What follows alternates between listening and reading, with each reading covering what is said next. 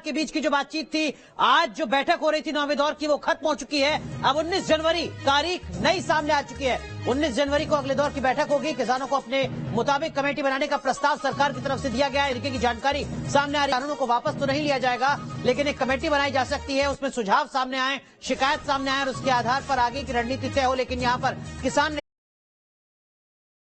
इस वक्त चल रही थी सरकार की। सीधा रुख करेंगे, हमारे सहयोगी राहुल डबास हमारे साथ जुड़ चुके हैं। राहुल, क्या घूम फिर कर बात सिर्फ और सिर्फ कमेटी पर? देखिए, कमेटी पर भी नहीं, कमेटी से पहले किसान संगठनों ने दबाव बनाने की कोशिश की थी। जो अभी तक केस दर्ज हुए हैं हरियाणा में, पंजाब में, जिस तरह का विरोध प्रदर्शन किया गया, उन केसों को वापस लिया जाए।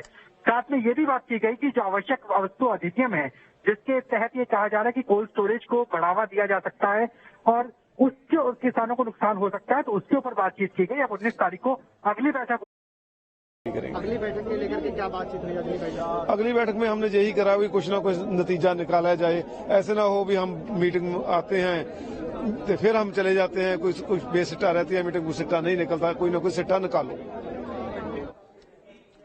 तो आप सुन रहे थे किसान नेताओं को। अगली बैठक की तारीख अब 19 जनवरी देखना होगा कि 19 जनवरी को क्या वाकई जो तनाव है, तनातनी है, वो खत्म हो पाती है या नहीं। चलिए आगे बढ़ते हैं और अब आपको दिखाते हैं देश और दुनिया की कुछ और अहम खबरें फटाफट अंदाज में।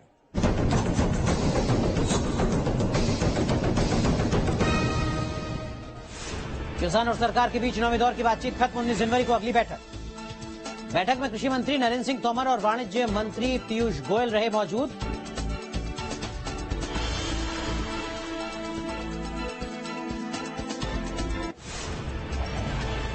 कृषि मंत्री ने कहा, सरकार ने किसानों की ज्यादातर मांगे मानी, लेकिन किसान एक भी कदम आगे नहीं बढ़ा रहे।